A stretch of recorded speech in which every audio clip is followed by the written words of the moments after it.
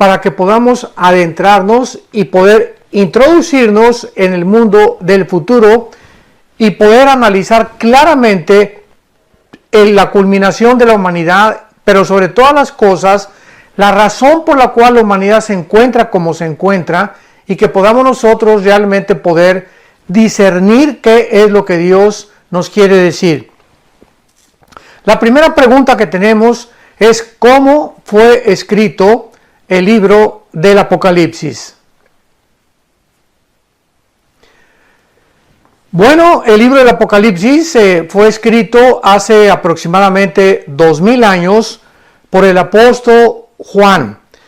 Juan fue el último de los apóstoles, posiblemente murió como a los 90 años de edad, cuando él se encontraba exiliado en la isla de Patmos, que está enfrente del mar Egeo, o sea, junto a Grecia, del lado occidental de Grecia.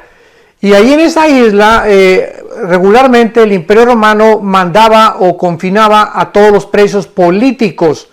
Y aunque él no fue considerado un preso político, sino un preso que lo consideraban como una amenaza para el Imperio Romano, ahí lo exiliaron y ahí murió el apóstol Juan. Fue el último de los apóstoles de Jesucristo. Y también recordamos que el apóstol Juan en los cuadros de la Última Cena se le representa recargado en el pecho de Jesucristo, y por eso se le llama a Juan el apóstol del amor o el apóstol amado. Y esta es la razón por la cual su primera carta que él escribe, la primera carta de Juan, es una carta dedicada, sobre todo el capítulo 4, al amor.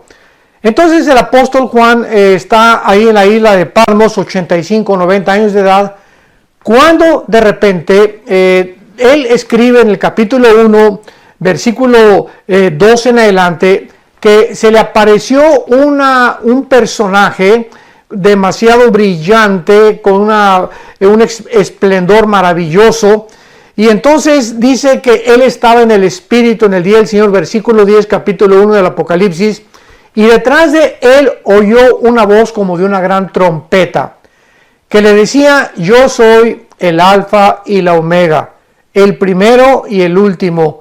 Escribe en un libro las cosas que has visto, las que están y las que han de ser, a las 7 iglesias que están en el Asia: a Éfeso, Esmirna, Pérgamo, Tiatira, Sardis, Filadelfia y Laodicea. Estas 7 iglesias que pues ya en el capítulo 2 y 3 comienza Jesucristo a algunas exhortarlas, a otras a culminarlas, a otras a darles consejos de porque se habían apartado del camino del Señor. Cristo es el personaje que se le aparece a Juan. Y dice el versículo 12 que cuando Juan se voltea para ver a esa persona que le estaba hablando y que le estaba diciendo que escribiera las cosas que a continuación le iba él a comenzar a relatar, dice la Biblia que vio 7 candeleros de oro. El candelero en la Biblia, en el Antiguo Testamento, representaba la luz, representaba la gloria de Dios, y se encontraba dentro del tabernáculo en lo que se llama el lugar santo. Pero en el Nuevo Testamento, el tabernáculo vemos nosotros que tiene 7 ramas. Y vemos nosotros que la rama de en medio es la rama que representa a Jesucristo. Porque más adelante dice que Juan vio en medio de los candeleros a Jesucristo. Y los candeleros representan la iglesia de Jesucristo. Entonces Jesucristo está en medio, y 3 ramas a la izquierda y 3 ramas a la derecha nos hablan, el número 6, 3 y 3, nos hablan del número del hombre. Entonces, Cristo en medio del hombre nos da perfectamente lo que es estamos completos, estamos perfectos en Cristo. A su semejanza podemos nosotros realmente comenzar a reubicarnos, resucitamos espiritualmente con Cristo cuando Él entra a nuestra vida. Y este es el símbolo del candelero. Simplemente que Jesucristo es el que entra a nuestra vida para dirigir nuestra vida, y lo mismo Él es el jefe de la iglesia, la cabeza de la iglesia y el que dirige a la iglesia hasta el final del tiempo. La forma como Juan vio a Jesucristo se describe en los versículos del 13 en adelante y dice que vio a uno semejante al Hijo del Hombre, vestido con una ropa como un lino fino, a blanco hasta abajo, con los ojos resplandecientes, los pies bruñidos como el bronce y con un cinto en la cintura dorado y con el pelo blanco como la nieve. Y esta imagen de Jesucristo hizo que el apóstol Juan cayera al suelo. Imaginémonos nada más la gloria y el poder que desplegaba la persona de Jesucristo.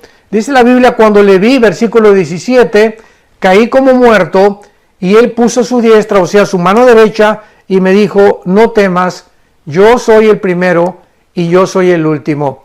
Es interesante que esta frase, no temas, la encontramos desde el Génesis hasta el Apocalipsis. Es una frase que continuamente Dios nos está mandando en los 66 libros de la Biblia. No tengan miedo. Saquen de ustedes el temor. No tienen por qué ser amedrentados por nada de lo que pueda suceder en el mundo, que el peso cayó, el petróleo cayó, que hay un virus, que hay un terremoto, amenazas de muerte. No tengan ustedes miedo. ¿Por qué? Porque estoy con ustedes. Y si Jesucristo está con nosotros, ¿a qué le vamos a temer? Dicen que el temor es un resultado de estar adelantándonos al futuro y estar imaginándonos cosas malas o negativas que todavía no han sucedido. Entonces, ¿por qué vamos a temer? O sea, cuando tú estás temiendo algo, estás previendo algo que malo te va a suceder y te causa temor, te causa ansiedad, te causa estrés. ¿Qué voy a hacer mañana? ¿Qué voy a hacer la semana que entra? Etcétera, etcétera. Y esta es la palabra con la que termina la Biblia. No tengan miedo. Yo soy el primero y yo soy el último. Si dice Jesucristo que Él es el primero, o sea, Él inició el cosmos, Él inició la creación, porque Jesucristo fueron creadas todas las cosas. Todo lo que está en el cielo, lo que está en la tierra y debajo de la tierra, fue creado por Él y por medio de Él. Y Él es antes de todas las cosas y todas las cosas en Él subsisten. Entonces, Él es el primero que inició la creación. Él es el primero que inició nuestra vida. Cuando tú y yo estábamos en el vientre de nuestra madre, Él nos conocía desde que estábamos en el esperma de papá, en el óvulo de mamá, cuando se formó el cigote y se juntaron las 23 cromosomas de papá y las 23 cromosomas de mamá y vino la fertilización. Jesucristo ahí estaba con nosotros, porque dice Juan en el Evangelio de Juan capítulo 1, en el principio fue el verbo y el verbo era con Dios y el verbo era Dios. Todas las cosas por Él fueron hechas y nada de lo que ha sido hecho fue hecho sin Él. Entonces, si Jesucristo, esto es para entender por qué dijo a Juan, yo soy el alfa y el omega. Si Él es el primero y Él es el último, ¿dónde nos encontramos nosotros? Nos encontramos en medio. O sea, todavía no viene la culminación de la humanidad. Él es el primero, nos encontramos más o menos bien cerquita ya casi del final. Y si sabemos que Él es el último o la omega, que es la última letra del alfabeto griego, el alfa y el omega, no tenemos por qué temer. Porque si estamos nosotros en medio y Él es la culminación de todo, Él sabe cómo va a terminar la humanidad, nos lo revela en el libro del Apocalipsis para que tengamos paz, una paz que sobrepasa todo entendimiento. Y entonces esta es la razón por la cual Cristo le revela el libro del Apocalipsis al apóstol Juan. Y finalmente, para contestar la primera pregunta, ¿cómo fue escrito el libro del Apocalipsis? Dice el versículo 1 y el versículo 2, la revelación de Jesucristo, o sea, el descorrimiento de una cortina que Jesucristo nos da a nosotros, la iglesia, para manifestar a sus siervos las cosas que deben suceder pronto.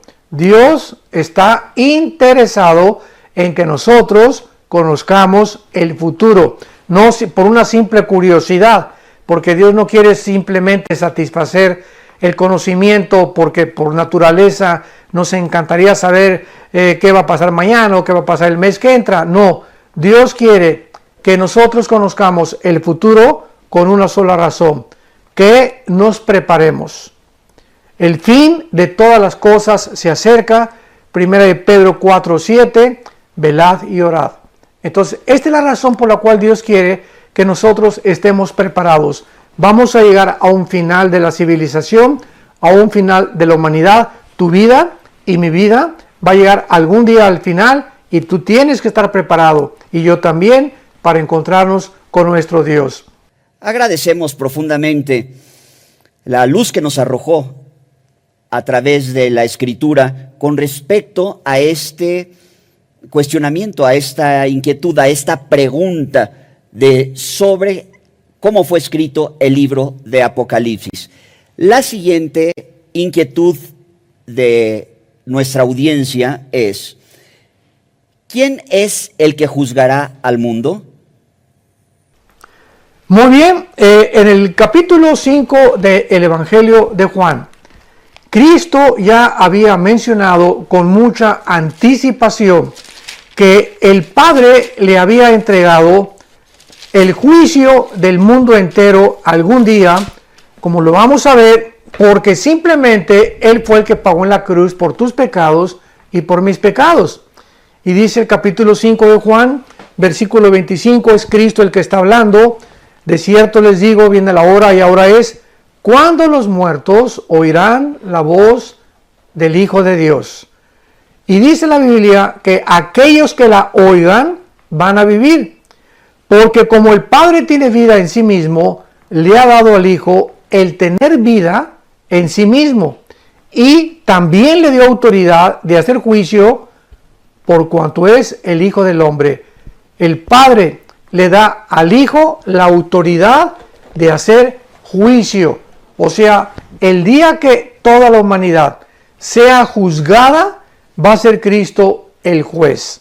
Más adelante, en el libro de los Hechos, capítulo 17, el apóstol Pablo se enfrenta a todos los atenienses y a todos los filósofos de aquel tiempo en la colina del Areópago, y después de dar un curso brillantísimo acerca de quién es Dios, culmina diciendo en el versículo 30 y 31, pero Dios, habiendo pasado aún los tiempos de esta ignorancia, ahora manda a todos los hombres en todo lugar que se arrepientan, por cuanto ha establecido un día en el cual juzgará al mundo con justicia, por aquel varón a quien designó, dando fe a todos con haberle levantado de los muertos.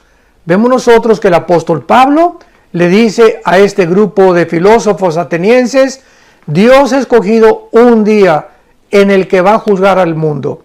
Y como viene un juicio próximo, Dios te manda que te arrepientas de tus pecados.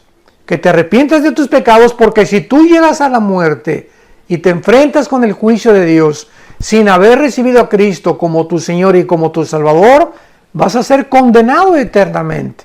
Así que Él es el juez y tiene el derecho de ser el juez, como lo vamos a ver más adelante en el capítulo 5, simplemente porque Él fue el que murió y pagó por nuestra salvación.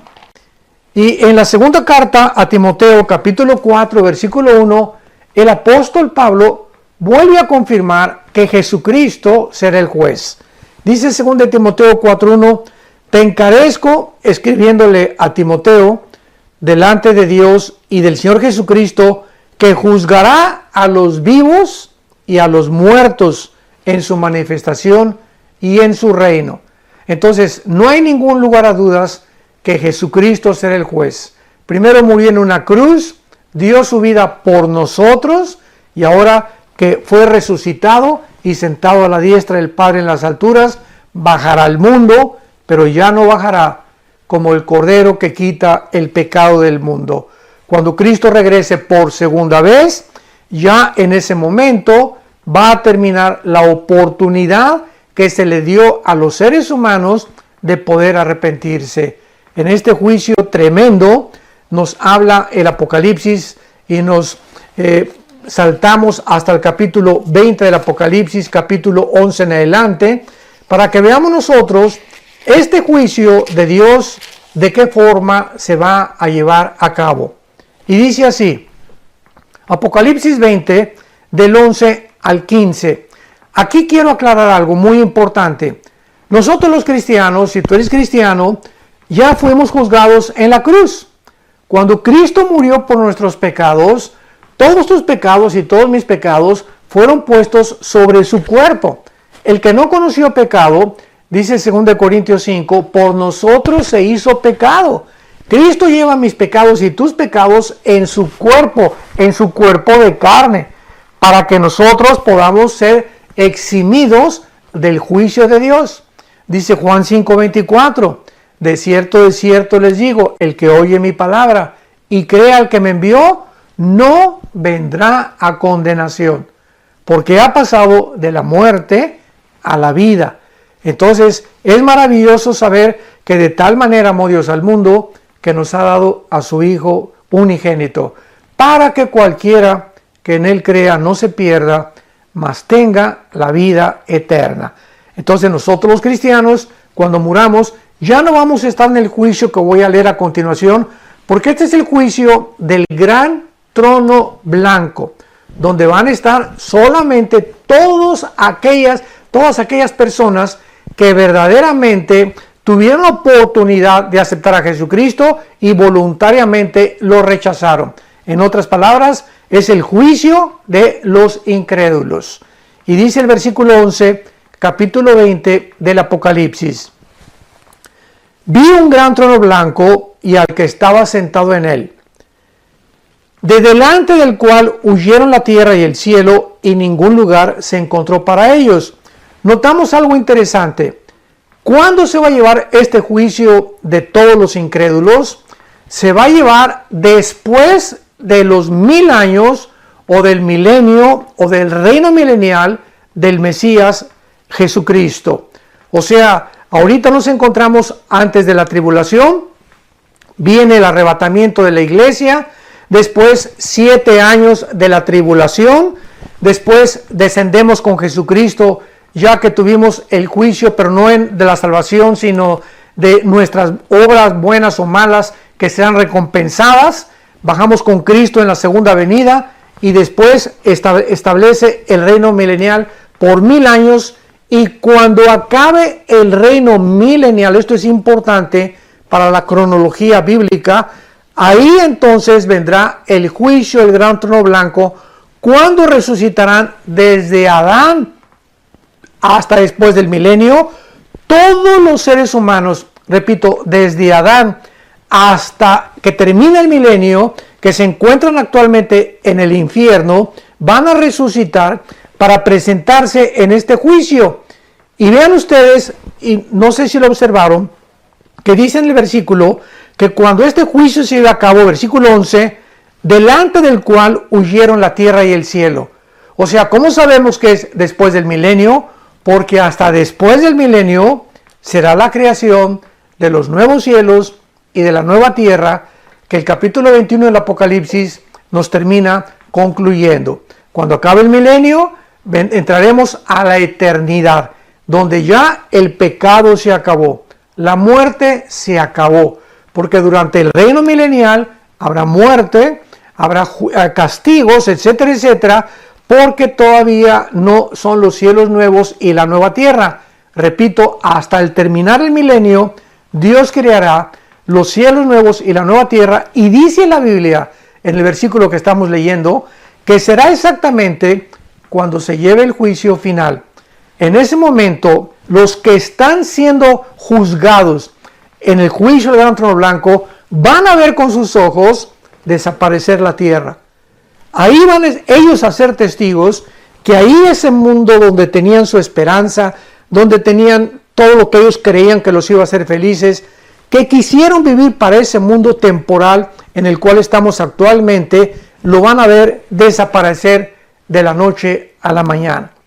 Por eso dice la Biblia Toda la gloria del hombre es como la hierba del campo, que por la mañana florece y tienes 30, 40, 50 años de edad y a lo mejor tienes dinero o tienes belleza o bien parecido, etcétera, etcétera, y pues ya quisiste ser gobernador o ser presidente de la república o tener mucho dinero y de repente llegas al sexto piso, al séptimo piso, 60, 70 años de edad y vemos de qué forma tan rápido nuestra vida se evapora.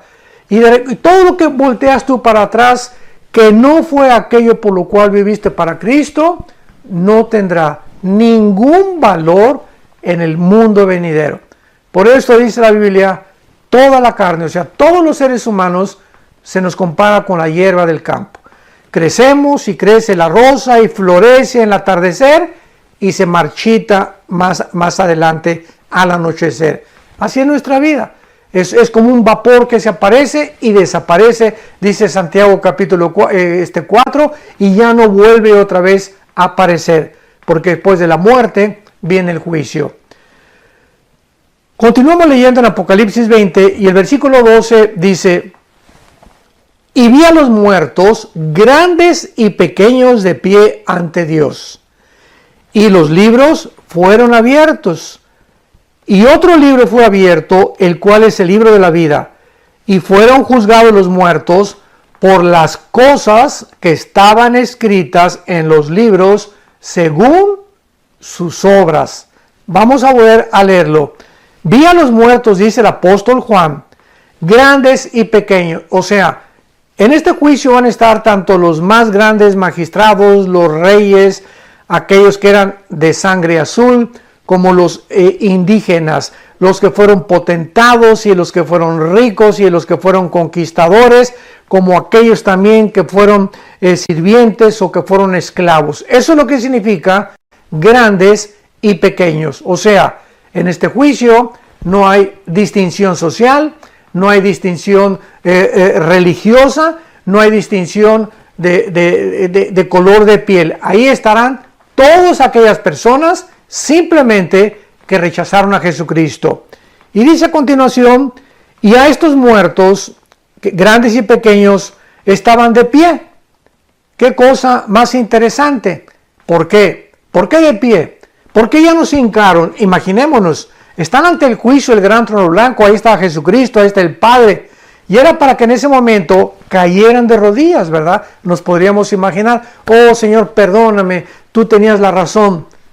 Damas y caballeros que nos escuchan, santos de Dios, en este juicio ya se acabaron las oportunidades. Por eso dice la Biblia, estaban de pie ante Dios. Ya no hay que te hinques, que pidas perdón, ya no hay gracia, ya no hay misericordia, se acabó todo eso. En el día del juicio final, las personas que se encuentren delante del trono de Dios no tendrán la oportunidad de hincarse. Y por eso dice la Biblia que Juan los vio de pie, porque ya no había oportunidad jamás en la eternidad de pedirle perdón a Dios. El perdón nos corresponde a la vida que tenemos ahorita y por eso dice la Biblia, cuando oigas su voz, no te endurezcas. Hoy es el día aceptable, hoy es el día de la salvación. Y a continuación dice la Biblia que en este juicio se abrieron los libros, porque Dios tiene varios libros, tiene el libro de la vida, el libro del Cordero, etcétera, etcétera. Cada persona que nace es inscrita en ese libro, que es otro libro. Las personas que se convirtieron son escritas en el libro de la vida del Cordero. Nuestro nombre jamás será borrado. Dice en Apocalipsis capítulo 3, y los vencedores no serán borrados del libro de la vida. ¿Por qué? Porque precisamente dice en primera de Juan capítulo 5, versículo 14 y 15, que los vencedores son aquellos que hemos nacido de nuevo. Entonces, por cuanto somos vencedores, porque somos más que vencedores, capítulo 8 de Romanos, nuestro nombre no puede ser borrado, porque lo que fue escrito con la sangre de Jesucristo. No con nuestra sangre, fue escrito nuestro nombre con la sangre del Hijo de Dios. Entonces, los libros van a ser abiertos y encontramos otra cosa muy interesante. Y fueron juzgados, versículo 12, por las cosas que estaban escritas en los libros, según sus obras. Qué cosa más tremenda y más irónica. La salvación no es por obras. Efesios 2, 8, 9. Porque por gracia somos salvos por medio de la fe, no por obras, para que nadie se gloríe. Pero el juicio final de los condenados será por sus obras. O sea, no quisieron la gracia de Dios, no hay ningún problema, dice Dios. Cuando tú te mueras, te voy a juzgar por tus obras. Y como ninguna de tus obras va a ser aceptada delante de Dios, porque dice el libro de Isaías, que las obras humanas son como el trapo inmundo, que no sirve para nada. No hay nada que podamos ofrecerle a Dios más que el arrepentimiento. Entonces, si tú te mueres sin Jesucristo y te presentas y vas a estar en este juicio, vas a ser juzgado por todas las cosas que hiciste o dejaste de hacer. El juicio final involucrará las obras de los condenados. Y a continuación dice el versículo 13, y el mar entregó los muertos que había en él, y la muerte y el Hades entregaron los muertos que había en ellos, y fueron juzgados, se repite por segunda vez, según sus obras, o cada quien según las obras que hizo. Observamos que el mar entrega a los muertos, o sea, se refiere a todas las personas que han muerto ahogadas. Recordamos el famoso hundimiento del barco Titanic en 1912 del siglo pasado, que fue hundido y pues murieron casi 1.500 personas y muy pocas fueron salvadas. Bueno, todos los que han sido ahogados o muertos por tiburones, etcétera, etcétera, dice la Biblia que van a salir sus cuerpos, van a resucitar sus cuerpos del mar. Y dice la Biblia, y el muerte y el Hades entregaron los muertos que había en ellos, o sea, todos los que se encuentran también en el infierno, los que se encuentran en las tumbas, van a salir para poder presentarse delante de Dios. Y el versículo 14 y 15 termina diciendo, y la muerte y el Hades fueron lanzados al lago de fuego. Esta es la muerte segunda. Vamos a entender por qué la condenación eterna se llama la segunda muerte. Cuando tú y yo nacimos una vez y vamos a morir una vez, ¿verdad? Pero cuando los muertos condenados nacen, van a nacer y van a morir físicamente, pero van a morir por segunda vez. ¿Por qué? Porque van a morir eternamente. Entonces, tú puedes nacer físicamente una sola vez, pero si tú mueres sin Cristo, vas a morir, que es la segunda muerte, eternamente. Moriste físicamente y vas a morir eternamente. El cristiano va a morir físicamente una sola vez y de ahí tendrá la vida eterna. Ya jamás volveremos a morir o a ser separados de la presencia de Dios. Y termina el versículo 15, y el que no se halló inscrito en el libro de la vida fue lanzado al lago de fuego. El lago de fuego no es el infierno. Ahorita el infierno es un lugar temporal. Podríamos llamar, es como una penitenciaría estatal.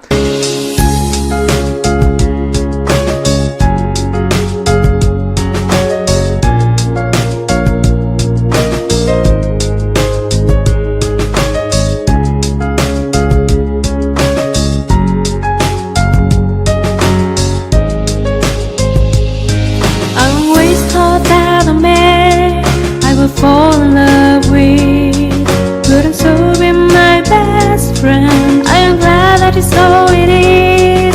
I am glad that it's so it is. You are my dearest friend, with whom I have never keep any secrets. You know me the way I am, and I know the real you, and that's what makes our bond of love so special. You are my dearest friend, with whom I have never keep any secrets. You know me the way I am, and I know the real you, and that's what makes our bond of love so special.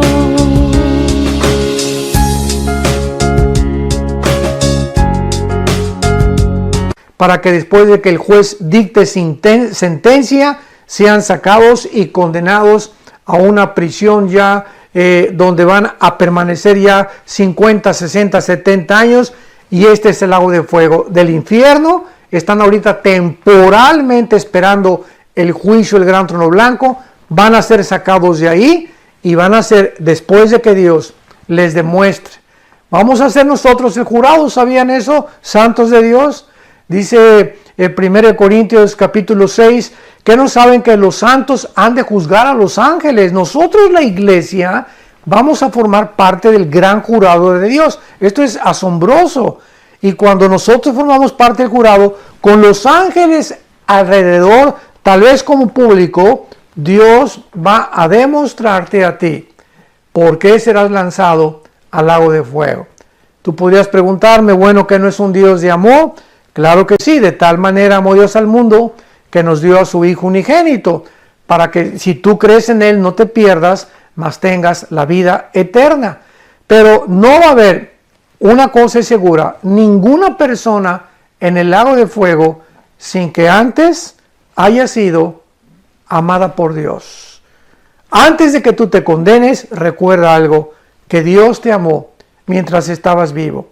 Y mientras estás vivo, tienes la oportunidad, como la tienes ahorita, de arrepentirte de tus pecados, de abrirle tu corazón a Jesucristo, saber que se acerca un juicio del mundo, un juicio final, donde Dios nos da ahorita la oportunidad maravillosa que cuando oigamos su voz, no nos endurezcamos. He aquí ahora el día de la salvación. Ven ahora que Dios te está hablando, y simplemente ahí donde tú te encuentras, dile: Señor, perdóname mis pecados. Creo que Jesucristo en esa cruz pagó por ellos en la cruz, que llevó en su cuerpo lo que yo merecía pagar. Te acepto como mi Señor y como mi Salvador. Te pido perdón. Creo que a los 3 días resucitaste de entre los muertos, y te doy gracias por en este momento darme la vida eterna, el perdón de mis pecados y la seguridad que no estaré ya jamás en ese juicio, porque tú ya pagaste en esa cruz en mi lugar. Te doy las gracias en el nombre de Jesucristo. Amén. Que Dios te bendiga y que tengas mucha paz.